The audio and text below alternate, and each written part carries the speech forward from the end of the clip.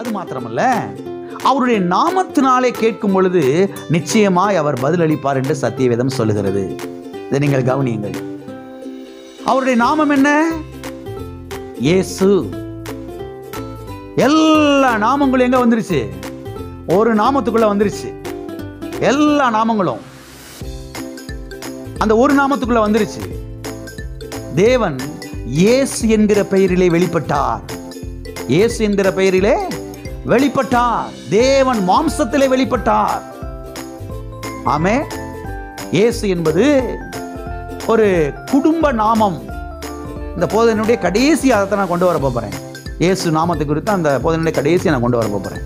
அப்போ அதெல்லாம் நான் கொண்டு வருவேன் பாருங்க. இயேசு என்பது ஒரு ஃபேமிலி நேம், குடும்ப பெயர், குடும்ப நாமம். எல்லாரும் இருக்கிறீங்களா? என் நாமத்தினாலே அனுப்ப போகிற பரிசுத்த ஆவியானவர் என்று எழுதப்பட்டிருக்கிறது. அனுப்புகிறது எப்படி அனுப்புறாரு? என் நாமத்தினால தான் பரிசுத்த ஆவியானவர் அனுப்புறேன்றாரு. என் நாமத்தினாலே நீங்கள் எதை கேட்டால் என்று சொல்லுகிறார். பிதாவின் நாமத்தினாலே நான் வந்தேன் என்று இயேசு சொல்லுகிறார். அப்ப இயேசு நாமம் என்பது ஏதோ ஒரு தனிப்பட்ட நாமம் அல்ல. அது குடும்ப நாமம், ஒரு ஃபேமிலி நேம். அந்த நாமத்தினால நாம ஜெபிக்கும் பொழுது நாம ஜெபத்துக்கு பதில் வரும். ஏன்னா நாம அந்த ஃபேமிலிக்குள்ள தான் இருக்கிறோம். நீங்க எந்த ஃபேமிலி? எந்த ஃபேமிலி?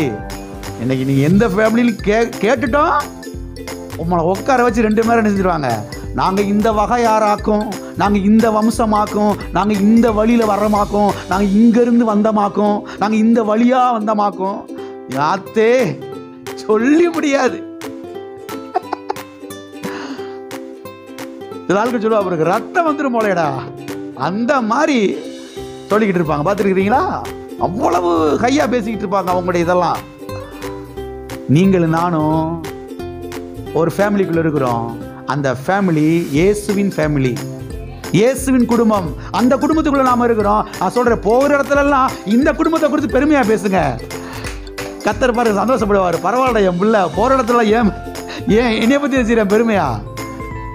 பெருமையா நீங்க வீட்டுல எல்லாம் பாத்தீங்கன்னா, பையன் சில காரியங்களை செய்ய போகும்போது அவங்க அப்பாவுக்கு தான் ரொம்ப பெருமையா இருக்கும். பார்த்துருக்கீங்கன்னா அப்படியே அவங்க அப்பாவுடைய அந்த ஃபேஸே மாறிடும். முள்ளடி அப்படி வெளியில சொல்லாட்டினாலும் அந்த தோரணை தனியாக என்ன செய்யுது.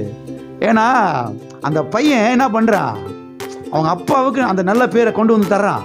அவங்க அப்பா மாதிரி பேசுறான், அவங்க அப்பா மாதிரி செயல்படுறான், அவங்க அப்பா பேரை யூஸ் பண்றான். எல்லாம் இருக்கிறீங்களா? அது அவருக்கு அவ்வளவு ஒரு பெருமையா இருக்குது. நான் சொல்றேன், போற இடத்துலலாம் இயேசு நாமமாகி இந்த நாமத்தை, நம்ம அப்பாவுடைய நாமத்தை பெருமையா பேசுனீங்கன்னா அவருடைய உள்ள அவ்வளவு மகிழ்ச்சி அடையும், அவ்வளவு சந்தோஷப்படும். ஆமே. ஆகவே சத்தியவேதம் தெளிவாய் சொல்லுகிறது, அவருடைய நாமத்தினாலே கேட்கும் பொழுது நிச்சயமாய் கர்த்தர் என்ன செய்வார்? பதில் தருவார். வாசிப்போம் அந்த 2 வசனங்களை, நமக்கு பிரயோஜனமாய் இருக்கும். யோவான் எழுதின சுவிசேஷம் 14ஆம் அதிகாரம் 14வது வசனம். என் நாமத்தினாலே நீங்கள் எதை கேட்டாலும் அதை நான் செய்வேன். என் நாமத்தினாலே நீங்கள் எதை கேட்டாலும். அவருடைய நாமம் என்ன? இயேசு. எல்லா நாமங்களும் இந்த நாமத்துக்குள்ள என்ன செஞ்சிருக்கு? இப்ப இருக்குது. அவருக்குள் எல்லாம் ஆம் என்றும் ஆமேன் என்றும் என்ன செய்கிறது? இருக்கிறது. ஆகவே இயேசுங்க சொல்லுகிறார், என் நாமத்தினாலே நீங்கள் எதை கேட்டாலும் அதை நான் உங்களுக்கு செய்வேன். வாசிப்போம் யோவான் எழுதின சுவிசேஷம் 16வது அதிகாரம் 23வது வசனம். அந்த நாளிலே நீங்கள் என்னிடத்தில் ஒன்றும் கேட்க மாட்டீர்கள். மெய்யாகவே மெய்யாகவே நான் உங்களுக்கு சொல்லுகிறேன், நீங்கள் என் நாமத்தினாலே பிதாவினிடத்தில் கேட்டுக்கொள்வது எதுவோ அதை அவர் உங்களுக்கு தருவார். இங்க ஆண்டவர் என்ன சொல்றாரு? என்கிட்ட வந்து நீங்க ஒண்ணுமே கேட்க வேணாம்பா. ஆண்டவரே தாங்க தாங்க தாங்க தாங்க என்கிட்ட ஒன்று நீங்க கேட்டுக்கிட்டு இருக்க வேணாம்.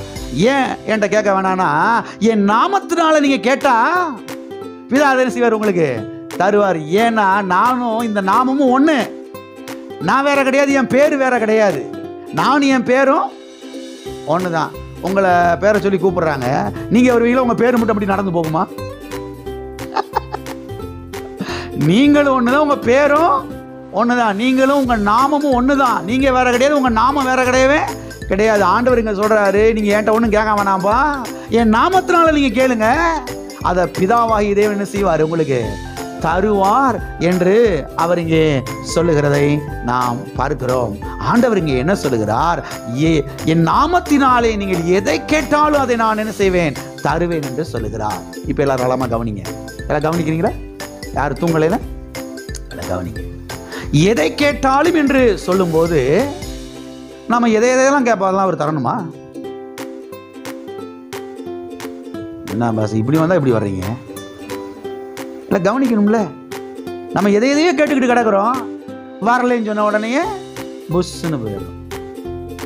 கர்த்தர் என்ன சொல்றாரு, என் நாமத்தினாலே நீங்கள் எதை கேட்டாலும் அதை நான் உங்களுக்கு என்ன செய்வேன், தருவேன். இப்போ நான் என்ன கேட்குறேன்னா, நாம இப்போ ஜெபத்தில் போய் எதையோ கேட்போம், எதையெல்லாம் கேட்போம், அதையெல்லாம் அவர் தருவாருங்கிற அர்த்தத்தில் தான் அவர் இங்கே இப்படி சொல்றாரா?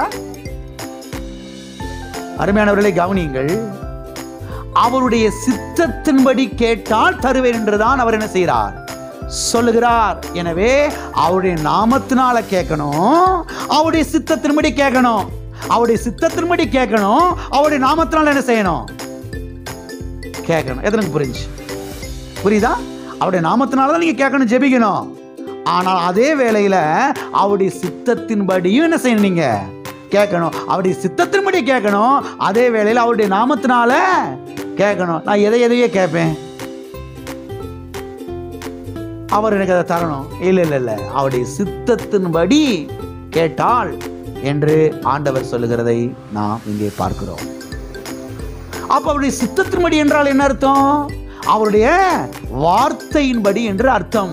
அப்ப ஜெபத்துல போய் இயேசு நாமத்துல ஜெபிக்கணும், அதே வேளையில அவருடைய வார்த்தையின் அடிப்படையிலே, அவருடைய வாக்குத்தத்தத்தின் அடிப்படையிலே அவர் எதை தருவேன் என்று சொல்லி இருக்கிறாரோ, அவர் எதை கொடுப்பேன் என்று சொல்லி இருக்கிறாரோ, அவர் எதை நான் உனக்கு பண்ணுவேன் என்று அவர் சொல்லியிருக்கிறாரோ, அந்த வாக்குத்தத்தத்தை எடுத்து அவருக்கு நினைப்பூட்டி, கர்த்தாவே இதை தருவேன் என்று இப்படி சொல்லியிருக்கிறீரே, இதை உம்முடைய நாமத்தினாலே நான் கேட்கிறேன், கல்வாரி சிலுவையின் மூலமாய் கேட்கிறேன், உம்முடைய ரத்தத்தின் மூலமாய் கேட்கிறேன், உம்முடைய கல்வாரி பாடுகள் மூலமாய் நான் கேட்கிறேன், இதை நீர் எனக்கு செய்யும் என்று சொல்லும் பொழுது கர்த்தர் சொல்றார், 100க்கு 100 பதில் வாங்கிக்க போ, 100க்கு 100 பதில் வாங்கிக்க போ.